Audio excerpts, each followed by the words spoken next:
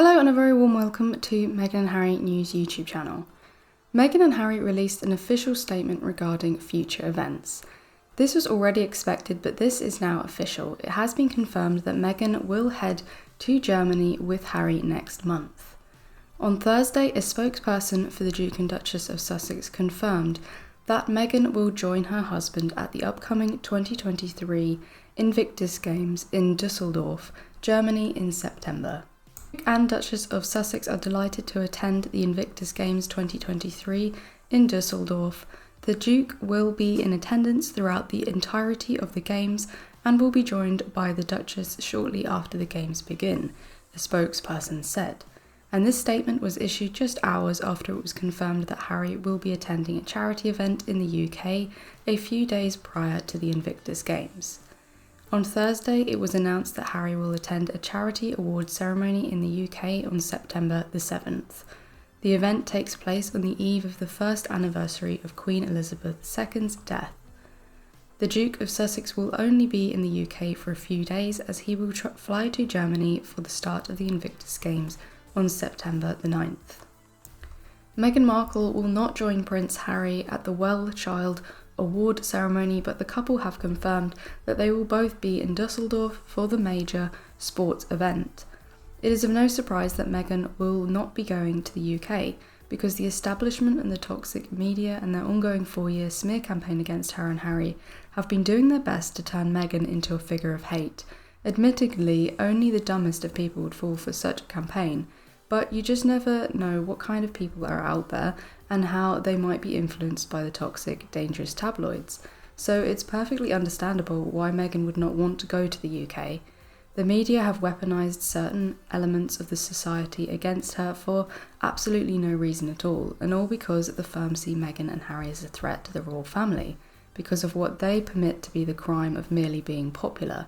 So to confirm, Meghan Markle will not join Prince Harry at the Well Child Award ceremony, but the couple have confirmed that they will both be in Dusseldorf for the major sports event.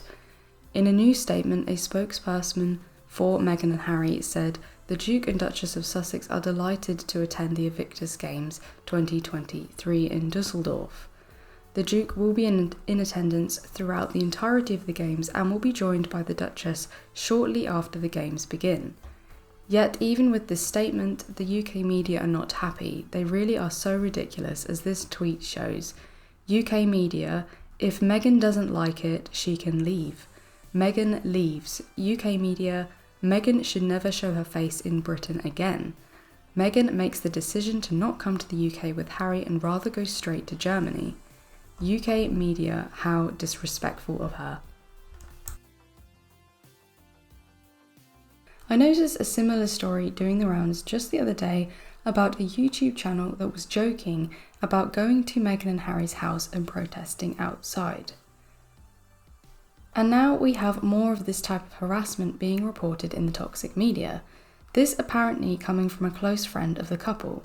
It says here, Meghan and Harry's close friend warns against sick harassment with royal tours. Prince Harry and Meghan Markle's close pal, Christopher Boozy, has warned of the harassment they could face as the subject of royal sightseeing tours in their adopted hometown. The Duke and Duchess of Sussex have been warned of the unfortunately sick harassment they may be subject to from online trolls who might take their anger offline during royal tours set up by run by a friend of Meghan's estranged father. How low can these people go?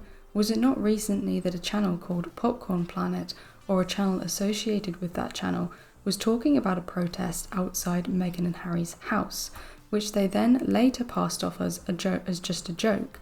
How is this type of behaviour a joke? Talking about doing such things was done deliberately, because there were obviously plans to do this for real, as we can see here. The royal sightseeing jaunt is promising to take passengers within feet of the couple's Californian estate. Despite the couple having moved to Montecito to escape the glare of publicity after they quit royal duties in the UK. But all aboard the guided tour, which costs $1,221 or £958.84 for a group of 6, will get to see many of the couple's favourite hangouts in their adopted hometown. What kind of person will pay out £1,000 to go and see where Meghan live and where they might eat? You realise that this thing is being promoted to actual haters and trolls, and is all part and parcel of the smear campaign against them. However, Christopher Boozy, a close friend of Meghan and Harry's, who appeared in their Netflix docuseries, shared his concerns that the tour could open the couple up to harassment from tourists. The harassment of Harry and Meghan is escalating, and now these deranged people are taking their harassment offline while trying to profit off their harassment. This is sick. I talked yesterday about how the toxic media monetize the hatred and harassment of Meghan and Harry, and now this seems to be taking it to another level, where they want to go to their home to continue their harassment. And when we look into this, we see Thomas Markle Sr., who has been working with the toxic media since the wedding is involved. Advertised online as the Royal Celebrity Tour of Los Angeles and Montecito, creator Carl Larson claims Thomas Markle Sr. approves of the tour, which will take place in a road close to the Sussexes' £11 million home, as well as Meghan's favourite shops and restaurants and the Polo Club where she kissed Harry last year. Fans will drive by homes of other celebs such as singer Katy Perry and actress Cameron Diaz, and in LA they will see Meghan's old homes and school. So Thomas Markle, who has spent the last 4 years bad-mouthing Meghan and Harry, approves of the tour. That tells you exactly where this stems from. It stems from the toxic, internationally orchestrated smear campaign that has been going on for 4 years. But this is predominantly all spin because it's only for a group of 6, so it's not exactly going to be very many people. I wonder, will there be 6 people sad enough to go on this ridiculous tour? This is just another example of the monetizing of hatred that seems to be what the establishment and the toxic media do. I've been talking a lot about the toxic media and the many games they are playing, distorting the truth. Recently, we have seen a load of stories attempting to portray Charles as sympathetic or as the peacekeeper, when the relentless negative smear campaign against Meghan and Harry, which has been ongoing for 5 years, seems to come straight from the top, and it is this that has caused all the problems. Here is an interesting article talking about the revenue created by royal reports. It says here, Harry and Meghan most newsworthy couple, as public interest double that of Kate and William. According to a survey, the Duke and Duchess of Sussex are written about more and generate more online traffic than their royal counterparts. If it generates more online traffic, then it generates more advertising revenue. The more advertising revenue, the more money these toxic media people make. When you see people share toxic media articles on Facebook or Twitter, never click on them, because just by clicking on them, you are helping them to make money. If you must share something, share an image of the article rather than linking to the article. But this is all about money. What's interesting is that it says Harry and Meghan most newsworthy couple. In all fairness, Harry and Meghan are not doing that much. Their public appearances are few and far between. There is not enough real news about them for them to be talked about every day. So the reason they are at the top is because the toxic media and the smear campaign are constantly putting out fake negative stories multiple times a day in order to diminish their popularity, to diminish their character, which, as I've said, has been ongoing for 5 years now.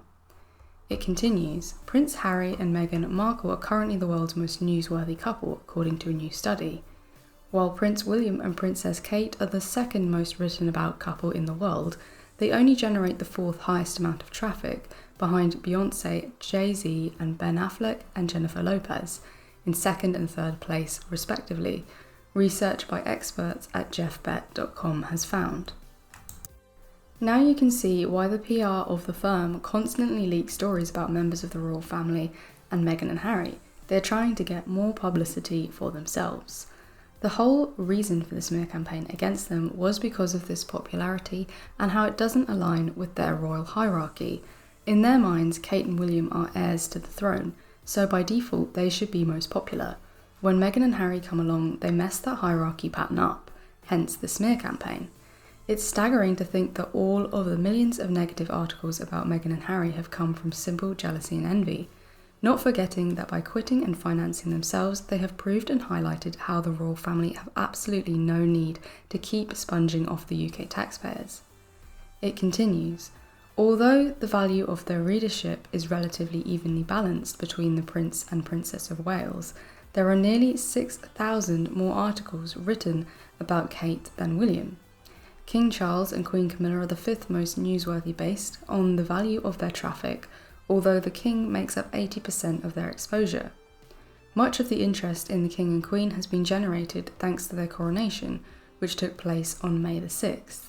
On the list of famous couples, Harry and Meghan are way out in front in terms of the value of website traffic they create. Combined, they produced a total value of £1,182,440 in traffic over the course of the 3-month period between May the 10th and August the 5th, with a total of 36,303 mentions in new articles. What is most disconcerting about this is that the majority of these articles are negative and hateful towards Meghan and Harry. They are making money out of negativity. This is why you shouldn't click on any of these articles, because every time you're doing this, you are helping them. It continues on. Kate and William, on the other hand, bring in half the value that the Sussexes do, bringing media outlets £592,559 worth of traffic over the same 3 months. In new articles, they are mentioned 32,141 times, with the 13,193 articles that mention William, surprisingly more than 18,948 that refer to Kate. Charles and Camilla brought in £529,223 worth of traffic in the 3 months following their coronation, and are mentioned 27,489 times. What is really interesting is that these same publications might write about other couples, but people will still care more to find out what Meghan Markle and Prince Harry are up to. What is really sad is that last quote is it says, people still care more to find out what Meghan Markle and Prince Harry are up to. The truth is, the huge majority of these articles are complete nonsense and have no relation to the truth or to what Meghan and Harry are up to. It's money made out of nothing and money made from tempting the public into hating them.